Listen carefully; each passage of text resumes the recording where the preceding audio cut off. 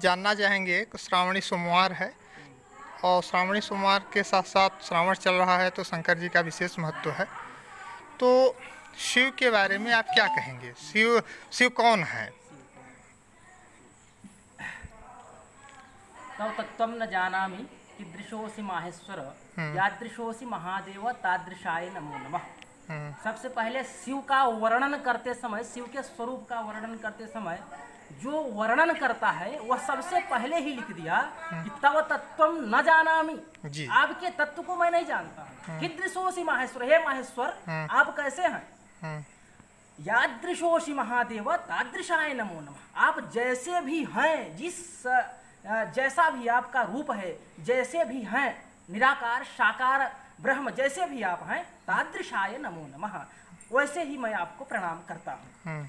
सबसे पहले शिव, शिव का शाब्दिक अर्थ हम देखें तो शिव का अर्थ होता है कल्याण, जो कल्याण को ही करे। शंकर, शं कल्याणम करोतीति शंकर, जो कल्याण को ही करता है वही शंकर है। पार्वती, भगवान शिव के बारे में सरस्वती जी जब वर्णन करने पहुंची तो सरस्वती जी ने स्वयं सरस्वती जी वर्णन कर रही हैं और वर्णन करते समय सोचिए सरस्वती जी लिखती हैं कि सरस्वती जी के बारे में लिखा गया कि जब सरस्वती जी वर्णन कर रही हैं उस समय के बारे में लिखा गया कि लिखत यदि गृहीत्वा शारदा सर्वकालम तदपि तव गुणानाम इस पारम नयाति।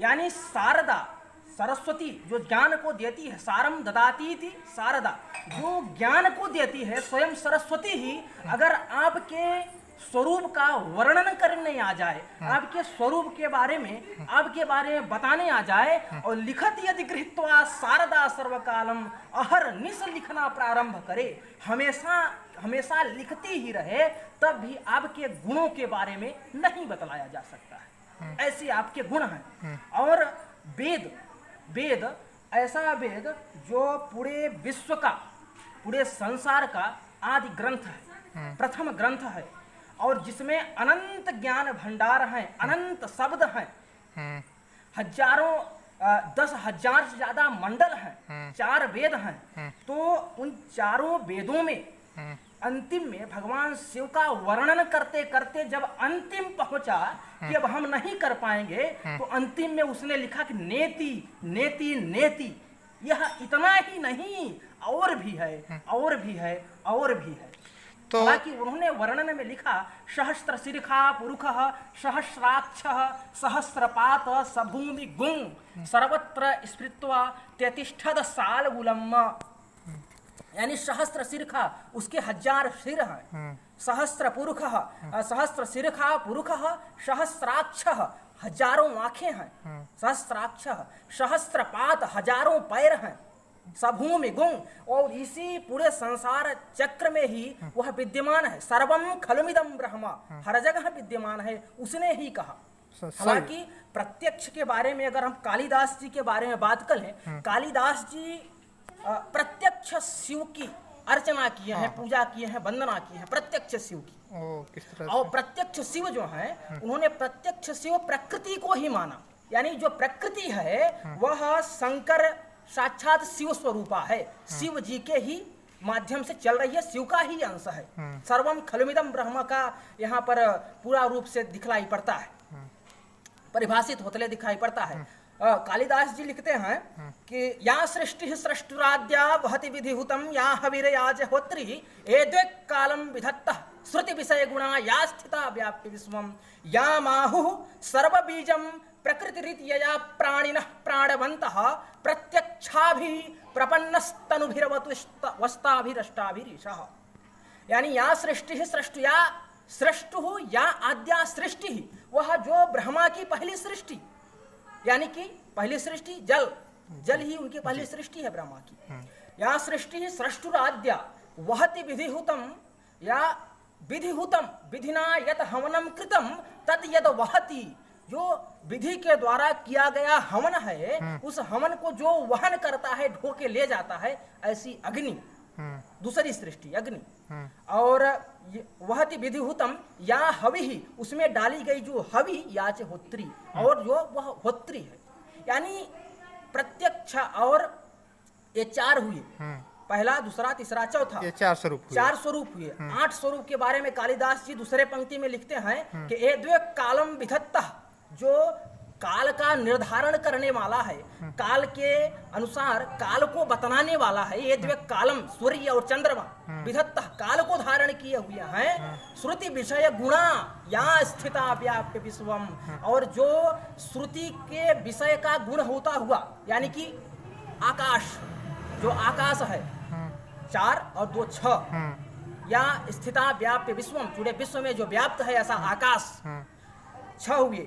तीसरी लाइन में लिखते हैं 2 के बारे में कि या स्थिता व्याप्य विश्वम या माहु सर्व बीजम, जो सभी के बीज है, सभी को उत्पन्न करती है ऐसी पृथ्वी स्वरूपा प्रकृति, और प्रकृति रीति या प्राणिनः प्राणवन्तः, और जिसके द्वारा प्राणी लोग प्राणवान है ऐसी वायु, यह अष्टमूर्तियां ही साक्षात शिव हैं।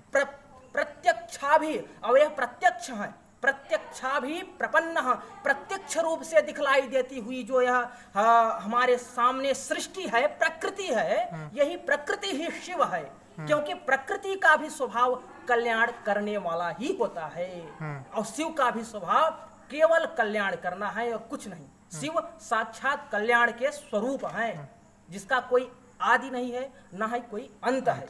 वेद जिसको नेति नेति कहता है, ऐसे भगवान शिव का स्वरूप है।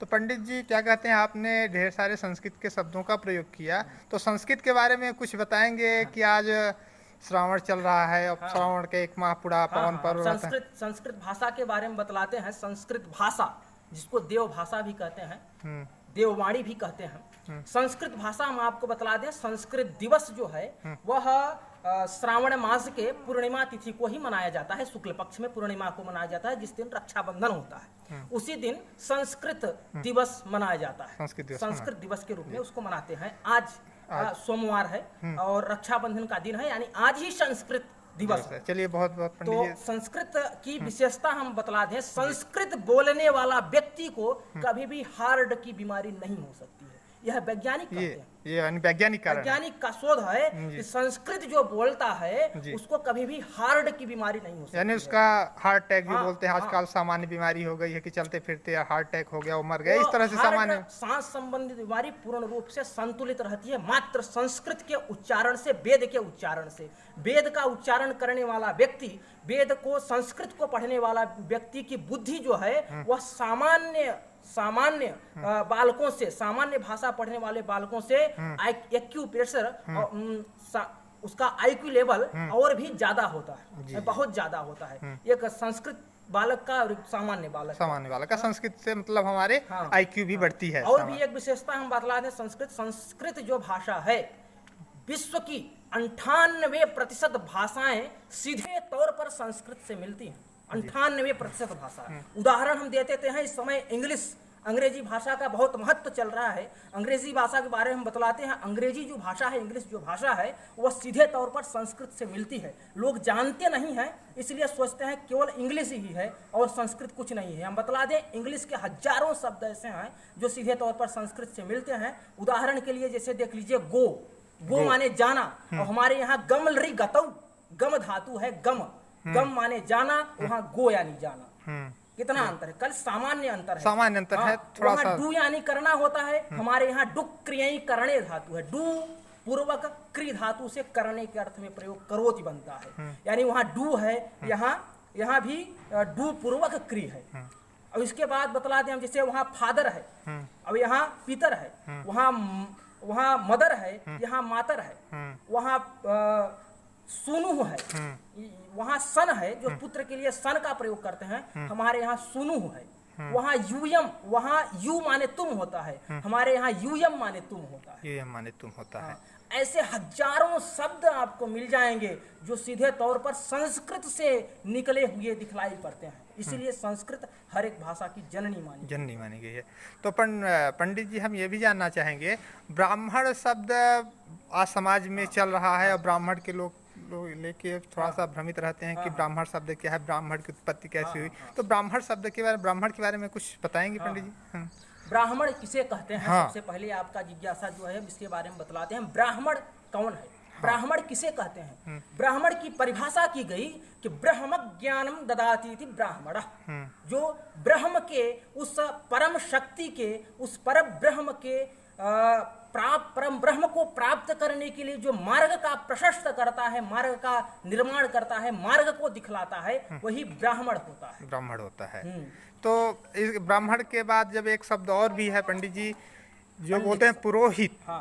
पुरोहित पुरोहित है। हाँ। और पंडित है। पंडित। हाँ। तो पुरोहित के बारे में थोड़ा सा बताएंगे, पंडित के बारे में, पंडित पंडित शब्द के बारे में पंडित आप के थोड़ा। बारे में हम बतला दें आपको, पुरोहित के बारे में भी बतला देंगे उसी में। हाँ। पुरोहित क्या होता है? पुरोहित यानी कि यह पूर्वतः हितम करोति इति पुरोहितः, जो पूर्ण रूप से अथवा हमारे लिए पूर्ण रूप से हित करे, वही पुरोहित है। हाँ। लेकिन जो पंडित होता है, पंडित एक सामान्य व्यक्ति के लिए भी, जो ज्ञानी नहीं है उसके लिए भी लोग प्रयोग कर देते हैं, लेकिन पंडित का जो वास्तविक अर्थ है वह है सद असद विवेकनी बुद्धि पंडा, और पंडा बुद्धिर यस्य सह पंडित।